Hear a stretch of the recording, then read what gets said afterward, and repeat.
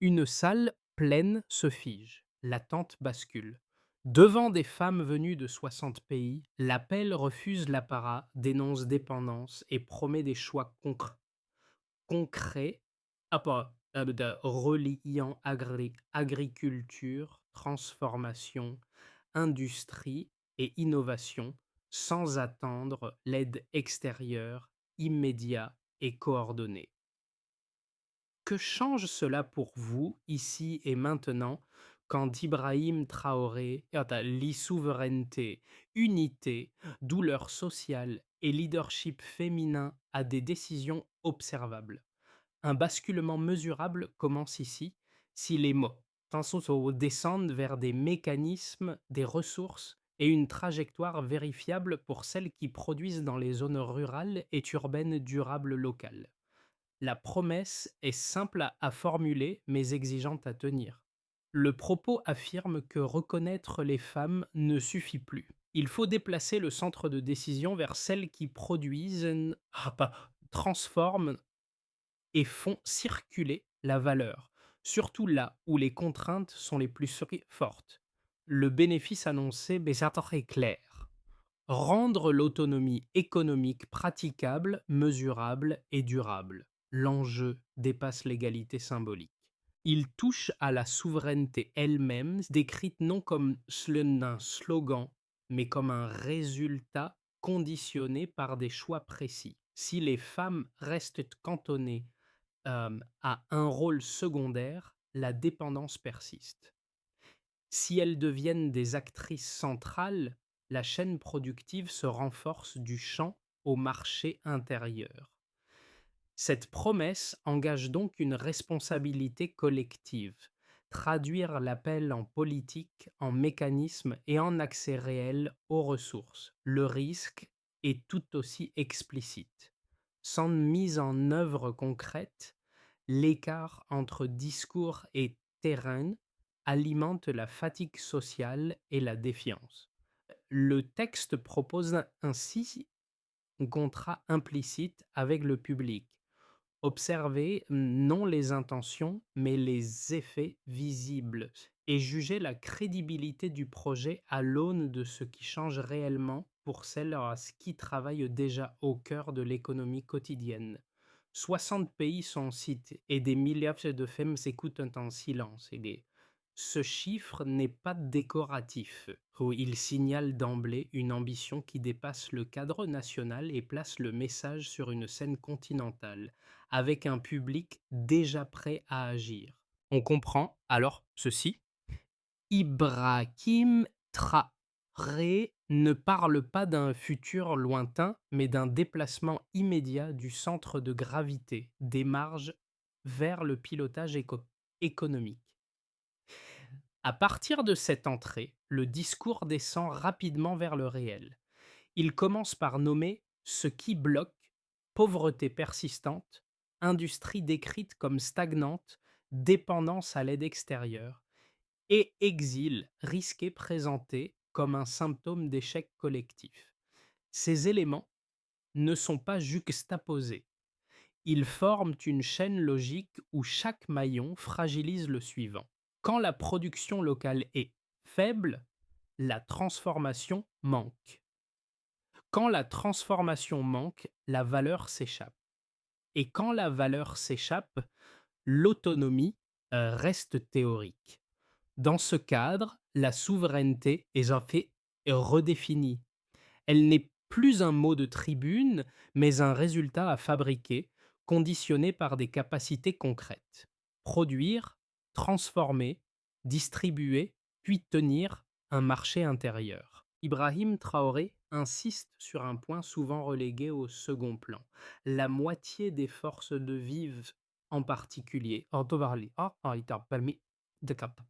Soit nécessité de adaptation nécessaire rural se trouvent déjà au contact direct des ressources. Les ignorer revient à fragiliser la chaîne dès son premier maillon. Le contexte humain renforce cette lecture. Le discours évoque une douleur collective, enfants perdus Vies haben aussi mises en danger sur les routes de l'exil fatigue sociale, non pour provoquer l'émotion, mais pour rappeler le coût de l'inaction. L'unité africaine est alors posée comme une condition, non comme une incantation. Sans cohésion minimale, aucun pays ne peut stabiliser seul sa trajectoire. Ainsi, le cadre est posé. Un appel large, une urgence assumée et une question suspendue. Si les femmes sont déjà au cœur de la production informelle, que faut-il changer concrètement pour qu'elles deviennent le levier central d'une souveraineté effective? Le discours ne reste pas abstrait. Il installe un personnage guide collectif immédiatement reconnaissable, la femme africaine, et plus précisément celle des zones rurales, décrite non comme une figure symbolique, mais comme un point d'appui opérationnel. À travers elle, le message quitte la scène et entre dans le quotidien. Elle cultive, transforme quand elle le peut, nourrit sa famille et alimente les marchés locaux, souvent sans reconnaissance proportionnelle à son rôle réel. Yapan, prenons d'abord une scène en milieu rural. Une productrice travaille au plus près des matières premières. Son activité ne dépend pas d'un concept global, mais de conditions simples. Après, accès à l'eau, accès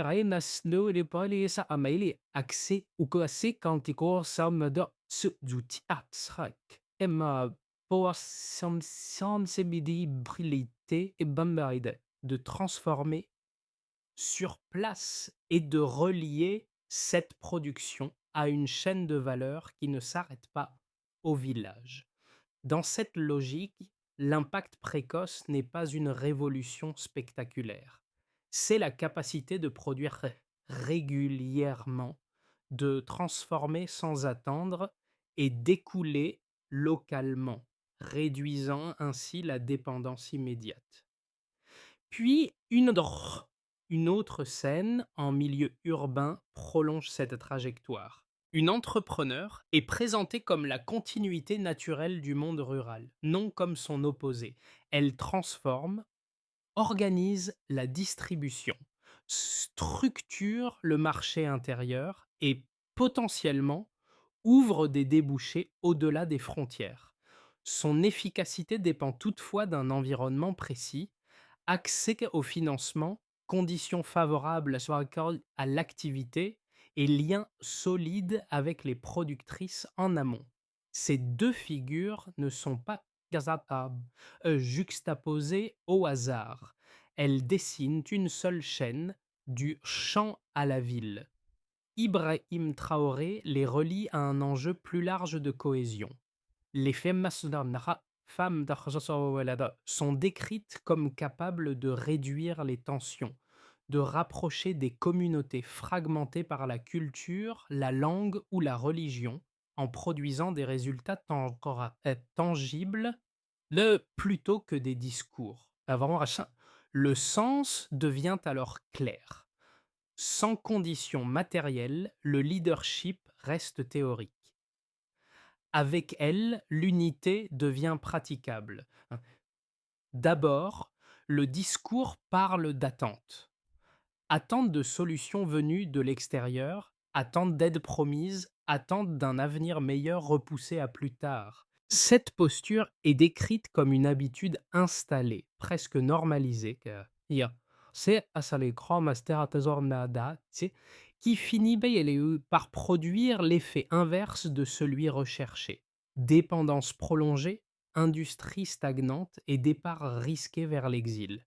Puis, le ton change nettement. L'attente est désignée comme un problème en soi et non plus comme une phase transitoire. Ibrahim Traoré tranche, attendre ne suffit plus. Le premier mouvement est une activation. La scène est posée avec précision. Une salle comble, un silence dense, puis une adresse directe. Il ne s'agit pas d'une célébration, mais d'une mise en responsabilité. Les Vasset femmes sont désignées comme des piliers Daesh déjà actifs, mais maintenus à la périphérie des décisions. Le disque commence alors par nommer la douleur collective. Enfant, Naro, Kiri meurt. Industrie qui ne décolle pas. Obstacle répété à une indépendance réelle. Cette énumération n'est pas gratuite. Elle sert de déclencheur narratif, rappelant que chaque retard a un coût humain et économique. Vient ensuite le moment de monter en intensité. Ibrahim Traoré élargit l'échelle. Il quitte le cadre strictement national pour parler d'un continent. Il affirme que l'indépendance ne peut pas être construite par un seul État isolé. La condition posée est l'unité. Mais cette unité n'est pas idéalisée. Elle est se présenter comme difficile, entravée par la fragmentation, la méfiance, les différences culturelles, religieuses et linguistiques. Le discours introduit alors une idée centrale.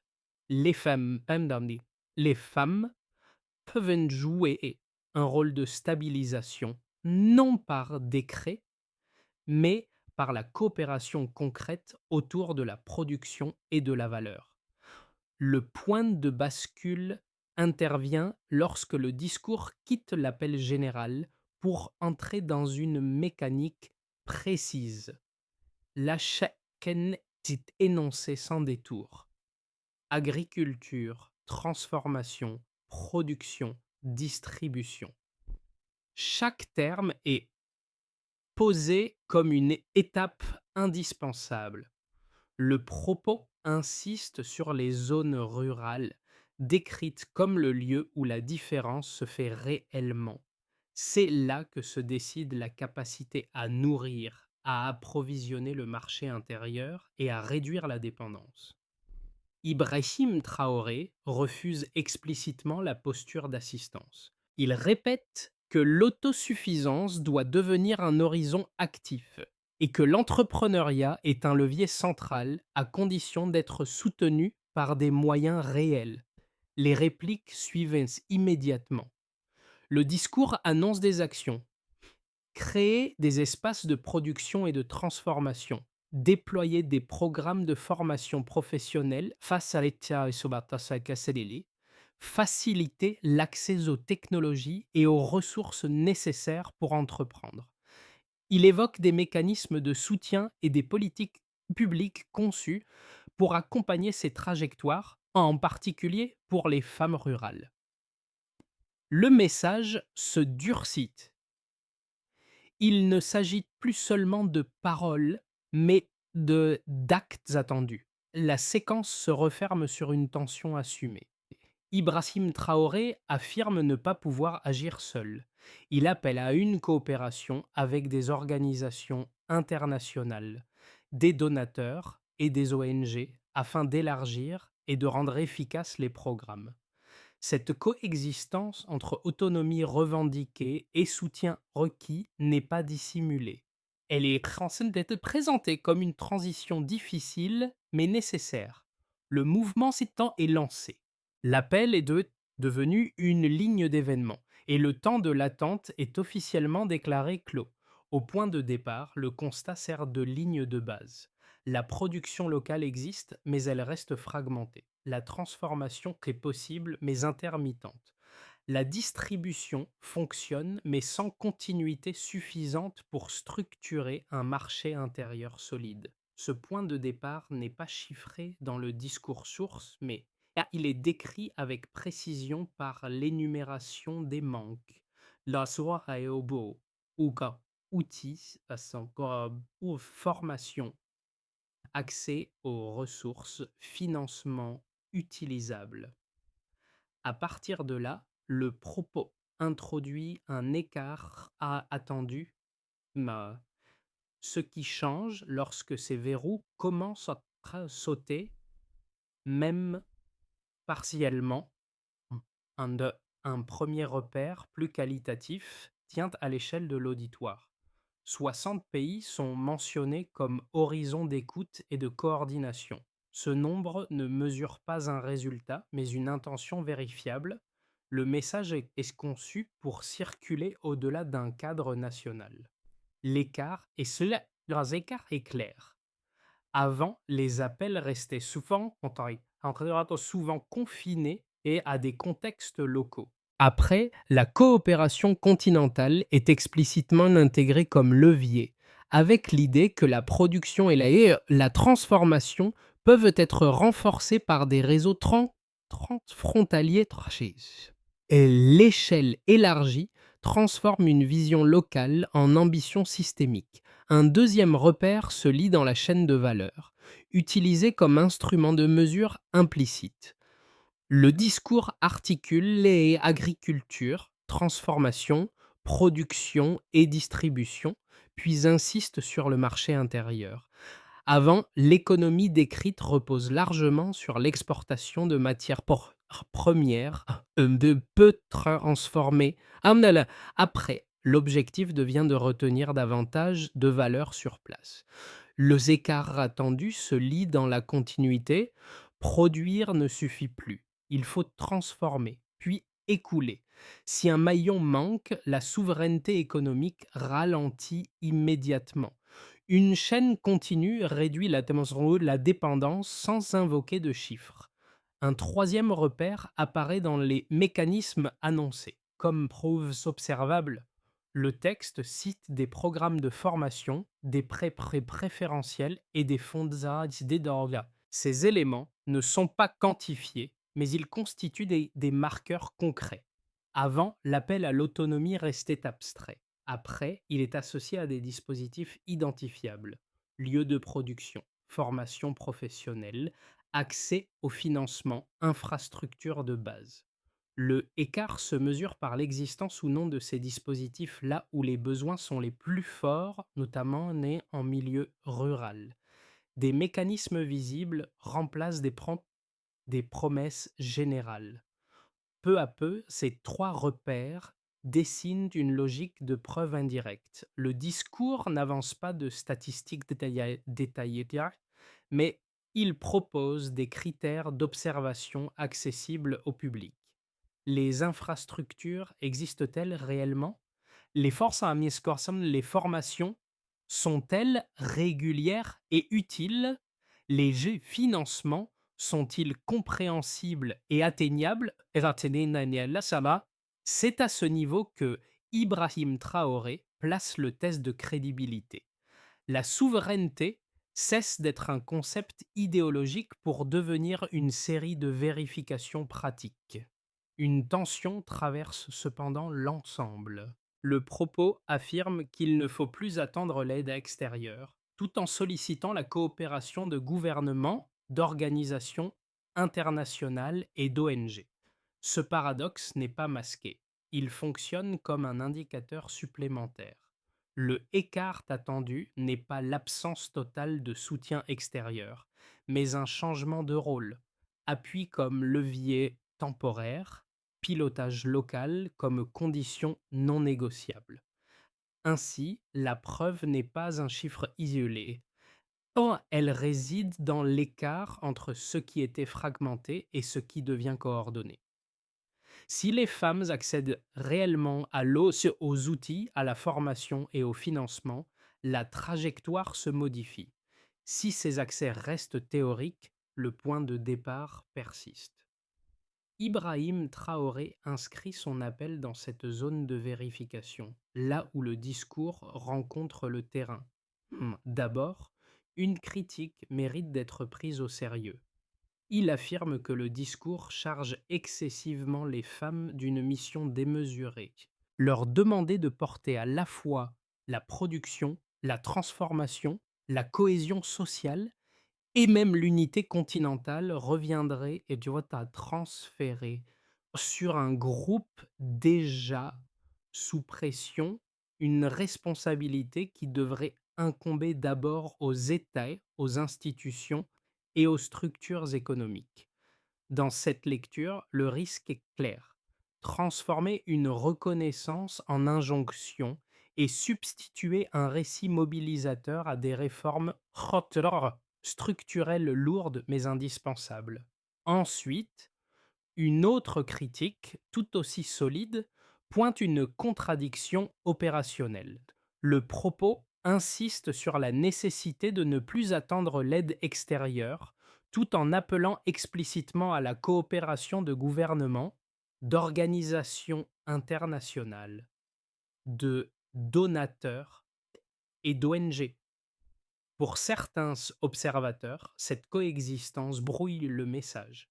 Elle pourrait affaiblir la crédibilité de l'appel à l'autonomie, en donnant l'impression que la dépendance change de forme sans réellement disparaître, surtout dans les zones rurales où les infrastructures manquent déjà. Ces critiques ne sont pas marginales.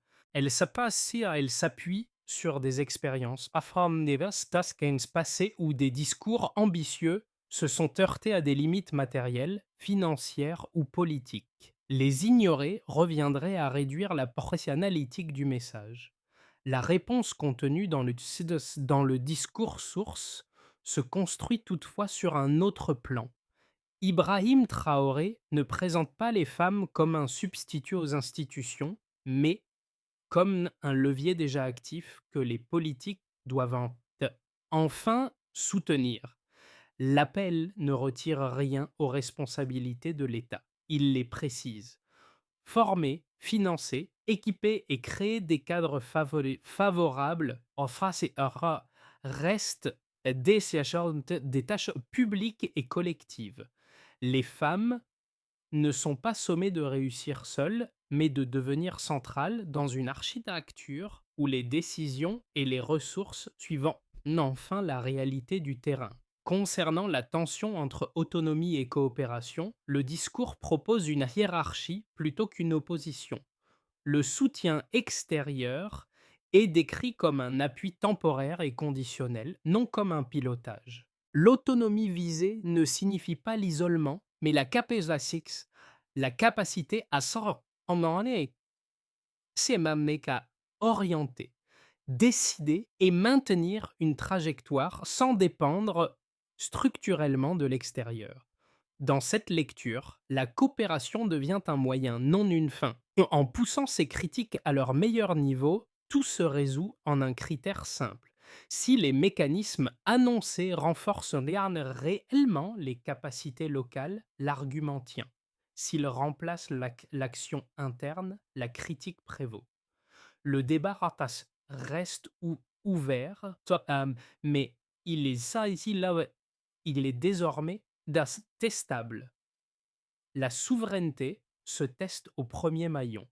Ce point qui marque un retournement discret mais décisif. Mais jusqu'ici, le discours pouvait être lu comme une exhortation ambitieuse, structurée par des valeurs et des principes. À mi-parcours, il devient une manière de lire les choses, très concrète. Ibrahim Traoré déplace explicitement le critère d'évaluation. La souveraineté ne se juge plus au niveau des déclarations, mais à partir de la capacité réelle d'agir là où les contraintes sont les plus fortes. La révélation tient en une idée simple. La femme rurale n'est plus seulement une figure mobilisatrice, et ça, toi, c'est qu'elle devient un indicateur. Si elle accède à la terre, à l'eau, aux outils, à la formation et au financement, alors la trajectoire collective s'améliore. Si ces accès restent bloqués, tout le reste ralentit, quelle que soit la qualité des discours. Ce déplacement change la hiérarchie des priorités. Il fait passer l'attention des sommets politiques vers les chaînes concrètes de production et de transformation. Dans cette logique, l'unité cesse d'être abstraite, elle se fabrique par des liens fonctionnelle. Coopération locale, continuité entre rural et urbain, réseau capable de faire circuler des compétences et de la valeur. Ibrahim Traoré ancre ainsi son message dans un test de réalité immédiat. Ce qui compte n'est pas l'adhésion symbolique, mais l'augmentation mesurable des capacités au premier maillon. À partir de ce point, chaque promesse peut être vérifiée. Pour les institutions publiques et les gouvernements, la conséquence immédiate est une obligation de cohérence. Les annonces ne peuvent pas plus rester générales, elles doivent se traduire par des cadres visibles, programmes réellement déployés, accès effectif à la formation, infrastructures utilisables hors des capitales. Le discours impose un critère simple. Si les outils et les espaces de transformation ne sont pas accessibles en milieu rural, la souveraineté reste incomplète. Ibrahim Traoré place ainsi l'action publique face à un test permanent de crédibilité observable par les citoyennes elles-mêmes. Pour les entreprises, l'entrepreneuriat et le financement, le message redéfinit la notion d'opportunité. Il ne s'agit plus seulement de créer des activités isolées, mais de consolider une chaîne de valeur continue. Les prix préférentiels, les fonds dédiés et l'accès au capital deviennent des leviers centraux à condition d'être reliés à des compétences rembées réelles. Les entrepreneurs urbaines sont invités à prolonger l'effort rural, non à le capter. Ibrahim Traoré suggère ici une discipline économique. Sans formation ni ressources, le financement seul produit peu d'effets durables. Pour les citoyennes et citoyens, en particulier en milieu rural, la conséquence est d'abord symbolique puis matérielle. Le travail longtemps invisible est requalifié comme pilier économique. Cette reconnaissance n'a de sens que si elle s'accompagne d'un accès concret aux moyens de produire et de transformer. La possibilité de rester, de nourrir sa communauté et de générer des revenus. Il devient un antidote à l'exil risqué. Le discours implique aussi une transformation sociale, accepter que les femmes occupent pleinement l'espace économique et décisionnel. Pour la région, la coopération continentale et les partenaires, l'effet est stratégique. L'unité n'est plus présentée comme un idéal lointain, mais comme un avantage fonctionnel. Désormais, les réseaux entre pays et entre femmes sont appelés à faciliter la circulation des méthodes, des compétences et des débouchés. La coopération extérieure, évoquée par Ibrahim Traoré, est repositionnée comme un soutien temporaire, non comme un pilotage. La conséquence est claire. Sans alignement minimal, ni l'industrialisation ni l'innovation ne peuvent s'installer durablement. Re- Ces quatre lectures convergent vers une même conclusion. Les effets du discours ne se mesurent pas à l'adhésion, mais au changement concret pour chaque groupe. Là où les capacités augmentent, la trajectoire s'infléchit. Là où elle stagne, la promesse s'épuise. À l'horizon des 6 à 12 prochains mois, le discours esquisse moins des prédictions que des bifurcations. Rien n'est présenté comme automatique, tout dépend de conditions identifiables et de la capacité à les tenir dans la durée.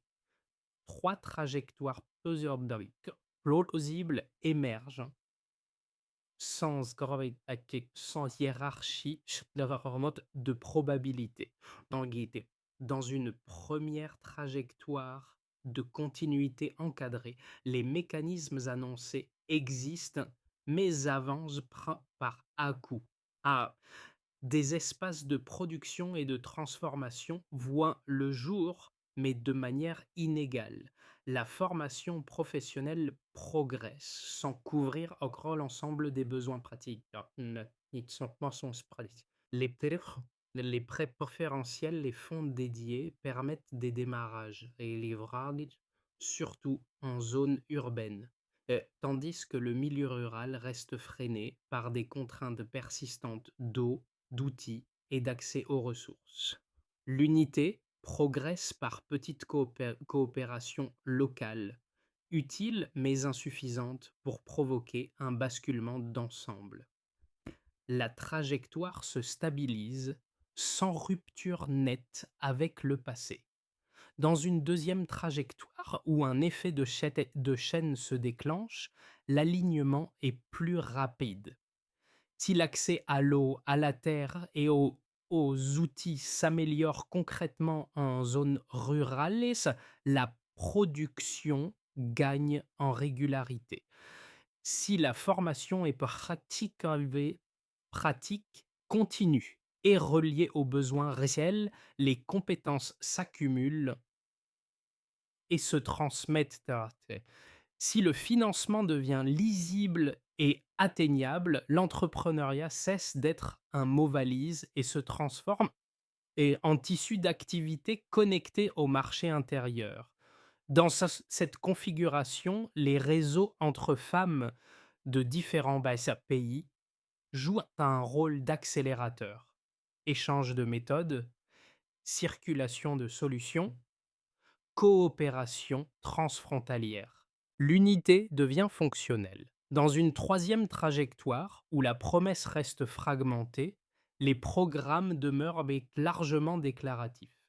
Les dispositifs financiers existent sur le papier, mais atteignent peu les zones les plus contraintes. Les infrastructures tardent rendement et les outils restent rares et la transformation demeure marginale. La fatigue sociale s'installe face à des annonces répétées sans effet visible. L'appel à l'unité se heurte alors à la méfiance et aux divisions déjà décrites, et la dépendance change peu de forme. Ces trajectoires suggèrent une règle de lecture simple: suivre non les intentions, mais les conditions. Si elles changent, la trajectoire change. Sinon, le récit se répète. À ce stade, le discours se rapproche du vécu quotidien. Il ne demande plus seulement d'adhérer à une vision, mais d'identifier sa place dans une chaîne en recomposition. Pour un premier groupe, celui des femmes en milieu rural, l'impact décrit est avant tout matériel. Si l'accès à l'eau, à la terre et aux outils s'améliore, la production et la transformation cessent d'être des efforts isolés. Elles deviennent une activité reconnue, capable de nourrir, de stabiliser des revenus et de soutenir une communauté. La formation professionnelle ici un rôle charnière. Transformer des savoir-faire dispersés en compétences retransmissibles utilisables dans la durée. Pour un second groupe, les personnes actives en milieu urbain, le message ouvre un autre angle. Entreprendre n'est plus seulement créer une activité individuelle, c'est organiser la continuité entre production rurale, transformation et distribution. Le discours suggère une responsabilité implicite. Structurer des marchés intérieurs capables d'absorber et de valoriser ce qui est produit localement. L'enjeu n'est pas l'expansion rapide, mais la cohérence de la chaîne sans rupture entre amont et aval. Un troisième groupe est interpellé plus indirectement, celles et ceux qui observent, accompagnent ou soutiennent de l'extérieur. Le texte propose une posture claire. Soutenir sans confisquer, coopérer sans imposer, renforcer des programmes sans se substituer à la décision locale. Cette attitude devient un critère de légitimité mesurable par la capacité à laisser des capacités durables sur le terrain. Deux gestes simples émergent de cette lecture. D'abord, privilégier l'apprentissage concret, formation, transmission, compétences utiles. Ensuite, encourager une coopération praticable. Réseaux locaux, liens entre rural et urbain, échange de méthodes plutôt que déclarations. Le discours invite ainsi chacun à passer d'une attente abstraite à des gestes répétés, modestes mais cumulatifs. Le discours peut se traduire en une séquence d'actions lisibles sans ajouter de chiffres ni promettre des résultats automatiques. Ibrahim Traoré insiste sur un passage décisif. Transformer l'appel en trajectoire, avec des étapes vérifiables et des responsabilités identifiées. D'abord, clarifier les priorités immédiatement. Les gouvernements et mécanismes publics sont appelés à identifier sans détour les femmes des zones rurales et les maillons de la chaîne production-transformation les plus contraints. L'action attendue consiste à cartographier besoins et lieux d'intervention. La mesure de progrès est simple. Des listes publiques à quelques politiques utilisables qui orientent les décisions. Ensuite, ouvrir des espaces de production et de transformation à court terme.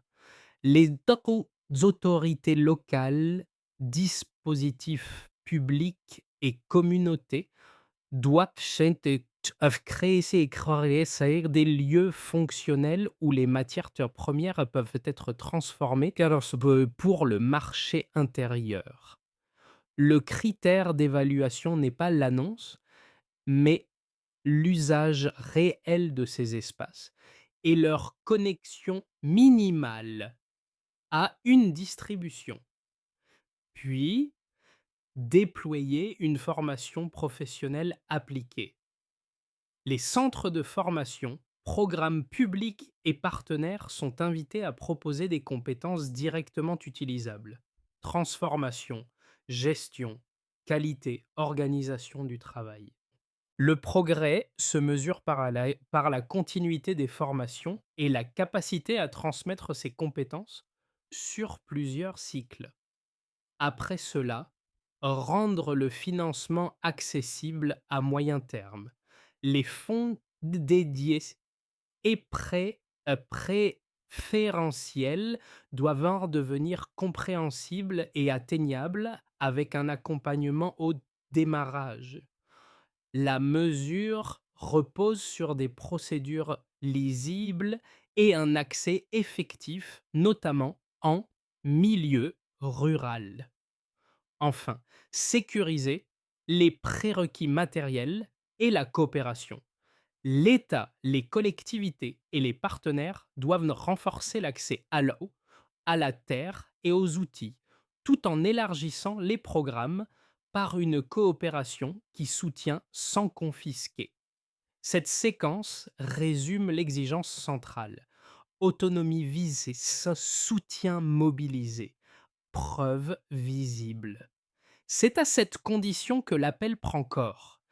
Le récit revient alors à la figure guide introduite plus tôt.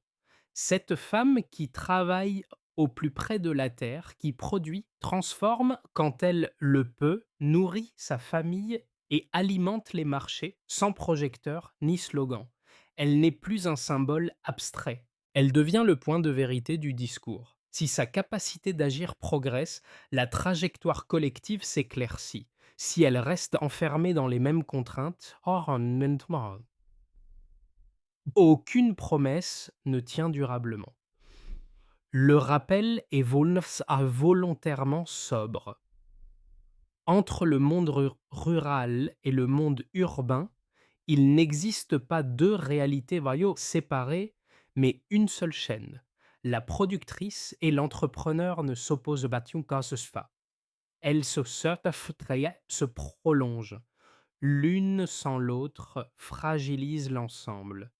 C'est ce lien que le discours cherche à consolider en déplaçant l'attention vers les conditions concrètes plutôt que vers les déclarations. Ibrahim Traoré insiste sur ce point avec constance. La souveraineté ne se proclame pas, elle se construit par des actes visibles, répétés, parfois modestes, mais cumulés dans le temps. Former, équiper, relier, financer, coopérer. Ces verbes reviennent comme une cadence, rappelant que l'autonomie n'est pas un événement, mais une discipline collective. Une phrase résume alors l'enjeu: sans emphase, sans outil, la promesse ne libère personne. Elle renvoie que pour le public efficace, Seguret a un critère simple, presque intime. Regardez ce qui change pour celles qui portent déjà l'économie quotidienne et jugez le reste à cette aune. Le discours se referme ainsi sur un rappel exigeant. L'émotion n'est qu'un point de départ, seule l'exécution fait foi. La conclusion n'impose pas une adhésion, elle propose une grille de lecture durable. Le discours invite à observer dans le temps ce qui devient réellement possible lorsque l'on parle de formation, d'accès aux ressources, de financement et d'infrastructures. Il suggère de déplacer l'attention des formules générales vers des signes concrets, visibles dans les zones rurales comme dans les villes. Là où les capacités augmentent, la promesse gagne en consistance. Là où elle stagne, le récit s'épuise. Cette approche concerne aussi là, le débat public. Elle encourage des échanges fondés sur des faits observables plutôt que sur des positions figées. Soutenir, critiquer ou nuancer l'appel d'Ibrahim Traoré revient alors à se référer à des changements précis, des espaces de transformation utilisés, des formations suivies, des financements réellement accessibles, des coopérations qui fonctionnent.